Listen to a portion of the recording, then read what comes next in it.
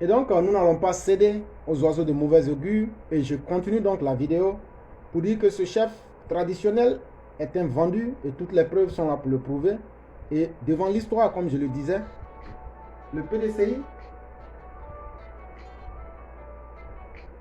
Alors, welcome ça, toi. Oui, ça va. Je suis en direct, quoi. Allons rapidement. Ok, Non, non, non.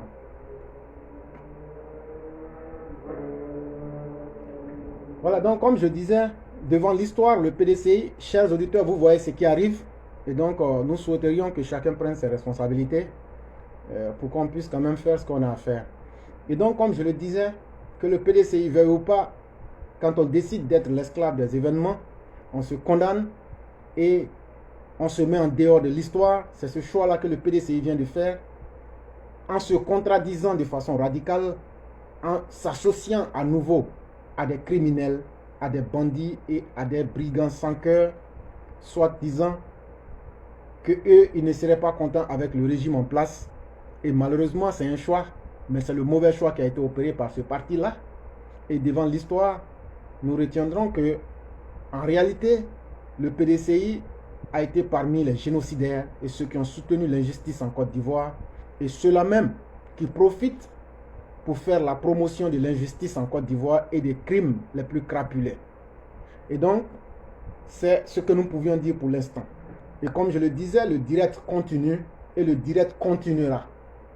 Nous passons directement au quatrième sujet que nous avons intitulé Légitime inquiétude. Une opération d'arrestation massive de personnes s'adonnant à la mendicité avec leurs enfants positionnés comme des rabatteurs dans les rues et places publiques de la commune de Trècheville a eu lieu il y a quelques jours. Et cela à l'initiative de la mairie, laquelle répondait ainsi aux multiples commentaires que ces populations n'arrêtaient pas de se faire par rapport à la présence de plus en plus remarquée de ces mendiants. Des commentaires beaucoup plus teintés d'appréhension et d'inquiétude au demeurant légitime que de tristesse et de pitié à l'égard des concernés. Du fait notamment du grossissement continu de leur nombre, de plus en plus, ils squattaient le soir venu les devantures des magasins de commerce situés en bordure des rues les plus passantes, afin d'y passer la nuit sous des bâches en plastique léger. Aux commentaires, critiques et plaintes de toute forme qui en étaient faits, s'apparente bien une raison, toujours avouée avec un certain euphémisme par leurs auteurs. Il s'agit de la possibilité que ce déferlement incontrôlé de mendiants provenant généralement de pays voisins en proie au terrorisme puisse offrir aux djihadistes pour s'introduire allègrement en Côte d'Ivoire et surtout s'implanter dans la capitale économique. Rien qu'en se faisant passer pour des nécessiteux s'il vous plaît, en quête d'un bien-être social. En dehors même de Trècheville, il faut dire qu'ils sont légion à travers Abidjan, ceux qui entretiennent cette idée, loin d'être saugrenus en réalité. Et quand bien même, il n'existerait pour l'heure aucun indice sérieux justifiant à tout point de vue ces craintes, cela n'atteste pas non plus de l'improbabilité de voir des terroristes s'infiltrer dans le pays sous le manteau de la mendicité. Car en dépit de la fermeture des frontières ivoiriennes, en application des mesures de protection contre le coronavirus, ces limites territoriales sont sans cesse quotidiennement franchies par des ressortissants où sévit le terrorisme si l'on se réfère aux attaques déjà perpétrées au nord du pays, précisément dans les localités de Kafolo et tout dernièrement dans la localité de Toubo. L'on ne peut s'empêcher d'imaginer une telle possibilité. Surtout que toutes ces attaques ont été repoussées par les forces armées ivoiriennes et que les terroristes, plutôt que de renoncer à leur noir dessein dans pays, attendant patiemment le moment opportun pour se mettre en éveil et devenir ainsi actifs. C'est assurément fort de toutes ces hypothèses relevant du possible qu'aucune voix influente ou simplement plaintive ne s'est véritablement élevée contre l'initiative de la mairie de Trècheville. C'est aussi tout dire sur l'absolue nécessité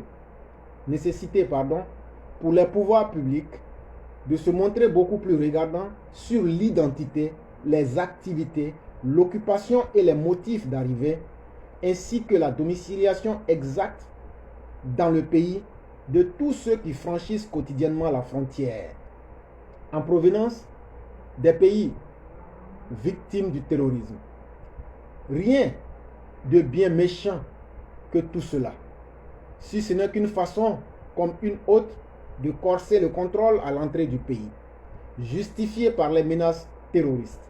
Ce surplus de précaution ne devrait pas non plus être perçu comme un fait portant atteinte au principe de la libre circulation des biens et des personnes, lequel reste une disposition de CEDEAO dont la Côte d'Ivoire, pays membre, demeure un bel exemple de l'application. Plus de vigilance de sa part à ses frontières ne saurait l'empêcher de continuer à être ce pays modèle en la matière. Au total, l'on ne devrait ignorer ou minimiser les inquiétudes qui affectent les esprits en ce moment, du fait de cette présence massive de personnes pratiquant la mendicité à négliger la moindre faille qu'afficherait le dispositif sécuritaire ivoirien pour arriver à leur fin. D'autant plus que ce fait a valeur d'exploit dans l'entendement de ces criminels de profession. Et nous terminons directement nos éditoriaux afin de passer la parole à notre mère, Massiata Blanc. Et nous terminons donc par le Sorocho qui s'intitule L'axe du mal. Tout être pensant, ayant à cœur de maintenir son honneur dans la postérité, aura le souci de préserver les bonnes mœurs. Comment pourriez-vous qualifier les opposants ivoiriens dans leur volonté maléfique de livrer la patrie aux mercenaires et djihadistes de tout acabit? Ces mêmes individus qui crient sous tous les toits qu'ils veulent une réconciliation de façade ne perdent jamais de temps pour soumettre nos populations à toutes les formes d'atrocités et de crimes crapuleux. Assurément, nos opposants toxiques, avec Guillaume Soro comme chef d'état-major, ont résolument fait le choix honteux de se constituer en axe du mal. Aujourd'hui, nul ne peut ignorer ces opposants incapables et sans vergogne. Le peuple qui aspire à une stabilité évidente ne doit nullement être tendre avec ces minables de la République. Dans les semaines à venir, tous nos opposants, avec leur chef de file, récolteront ce qu'ils ont bien sémé. Quand l'heure de payer le prix aura sonné, que personne, et encore moins les pseudo-organisations de défense des droits humains, ne viennent pas crier à l'acharnement. Ces mêmes soi-disant ONG ne voient-elles pas tous les morts que nos opposants causent quotidiennement à travers leurs mercenaires et djihadistes? Quant à nous, le peuple, nous prendrons nos responsabilités devant l'histoire pour donner une réplique sèche à tous les malfaiteurs et les financiers qui se font passer pour des opposants. Et donc c'était signé Éclaireur. Je vous dis extrêmement merci. Gardons foi en ce que nous faisons. Tout ce qui est bon ne s'obtient pas facilement. Chers frères et sœurs, sachez que vous avez fait le bon choix, le choix de la fraternité, le choix de défendre la vérité. Et ceux qui ne sont pas d'avis avec nous vont toujours s'opposer à nous. Et donc nous allons passer directement à notre mère qui va s'exprimer dans son éditorial. Et après donc, les uns et les autres pourront poser des questions ou bien donner des avis ou bien même venir donner plus d'éclaircies pour essayer d'élucider beaucoup plus de questions ou de détails dans les esprits. Oui, allô? Bonsoir Madame Blanc. Bonsoir éclaireur, bonsoir toute la classe. Comment allez-vous? Très bien, merci. Dis donc, le live est attaqué, hein? Véritablement. J'espère qu'on va y arriver. Véritablement, véritablement. Oh là là. Oui. Ok, j'y vais. Ok. Mon texte de ce soir s'intitule « À chacun son point cardinal ». Le gouvernement Patrick Hachi est un groupe hétérogène, mélange de personnes allant des éminentes crises aux simples bureaucrates, en fait de simples créatures de Dieu quoi. Chacun a été ministre ayant pour mission de servir la nation. C'est pour ça que chaque ministre a son domaine de compétences. On dira par exemple ministre de la Construction, ministre de la Femme, etc.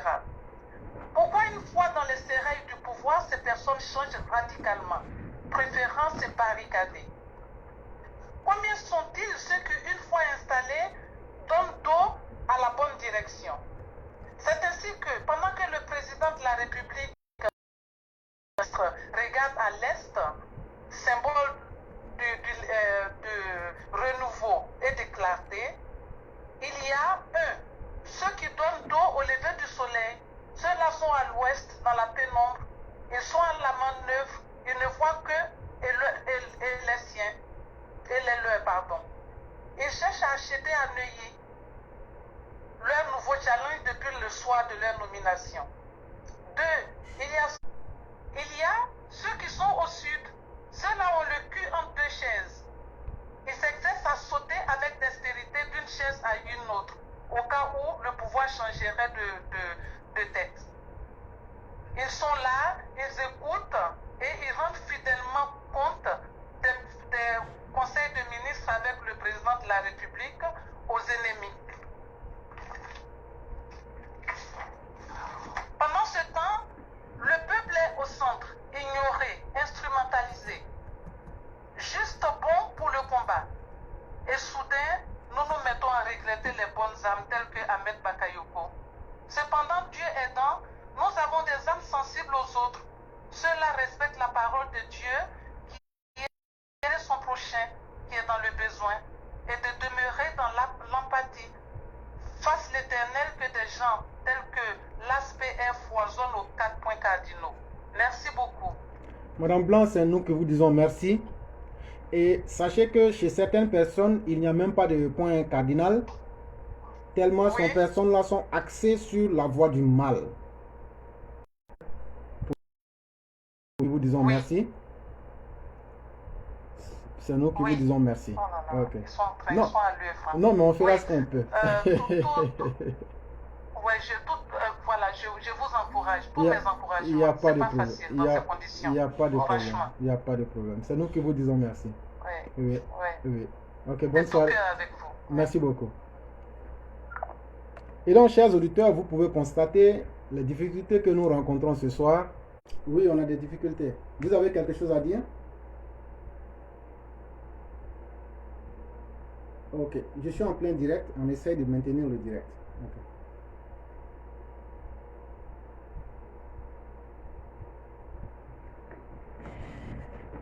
Et donc, chers auditeurs, ceux qui veulent appeler, je crois que nous allons vous donner directement la parole. Vous voyez un peu les conditions dans lesquelles nous évoluons.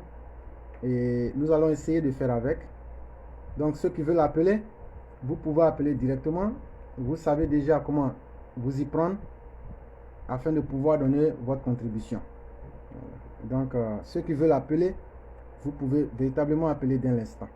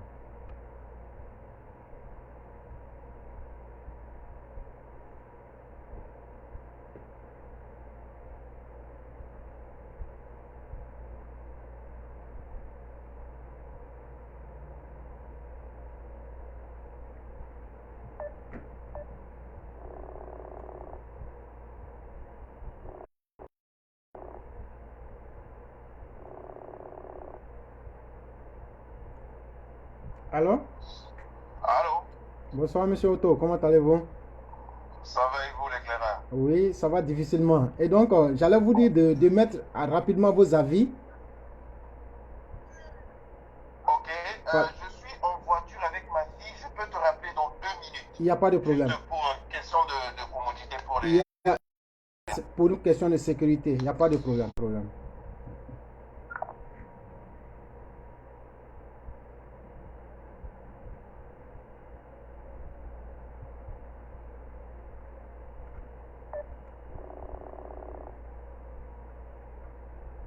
Allô?